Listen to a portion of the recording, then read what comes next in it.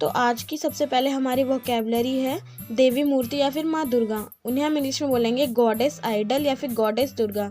Next word है पूजा करना। पूजा करने को हम बोलते हैं वॉरशिप यानी कि पूजा करना। अगला है पूजा की थाली या पूजा थाल, वॉरशिप प्लेट। नेक्स्ट है पूजा सामग्री, वॉरशिप मटेरियल, वॉरशिप मटेरियल। अगला वर्ड है प्रसाद। प्रसाद को हम इंग्लिश में बोलते हैं ऑफरिंग यानी कि प्रसाद।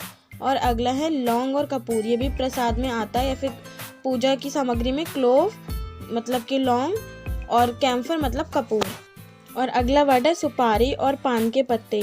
सुपारी को बोलेंगे बीटल नट और पान के पत्तों को बोलेंगे बीटल लीव्स। अगला है धूप बत्ती, इसे बोलेंगे हम इंग्लिश में इंसेंस यानी कि धूप बत्ती। और ऐसे ही अगरबत्ती को या तो जॉस्टिक बोल सकते हैं या फिर इंसेंस स्टिक। अगला वर्ड है मुकुट। मुकुट को बोलेंगे क्राउन यानी कि मुकुट। और अगला वर्ड है भजन, जो माता के भजन होते हैं उसको हम बोलते हैं हिम यानी कि भजन। और अगला वर्ड है भक्ति, जैसे कि भक्ति करना, उसे हम बोलेंगे डिवोशन। अगला वर्ड है भक्ति गाने, हम भक्ति गाने भी सुनते हैं तो उसे बोलेंगे डिवोशनल सॉन्ग। और अगला वर्ड है अवतार, माता के कई सारे अवतार होते हैं जिसे इंग्लिश में कहते हैं इनकारनेशन यानी अवतार।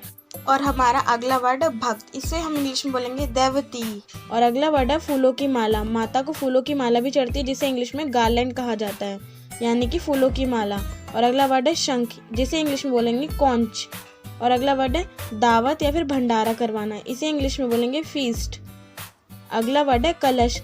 कलश भी रखा जाता है तो इसे इंग्लिश में बोलते हैं अर्न यानी कि कलश। अगला वर्ड है आभूषण या सोलह श्रृंगार, इसे इंग्लिश में बोलेंगे ज्वेलरी यानी आभूषण। अगला वर्ड है जागरण। जागरण भी करते, इसे इंग्लिश में बोलेंगे विजिल यानी कि जागरण। और अगला वर्ड है सिंदूर। माता को सिंदूर भी चढ़ता है तो इसे इंग्लिश में बोलते हैं वर्मिलियन यानी कि सिंदूर।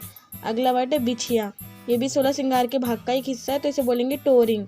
और मांग टीका या फिर बिंदिया, इसे बोलेंगे हेडलॉग यानी कि बिंदिया या मांग टीका। और अगला वर्ड है नथनी।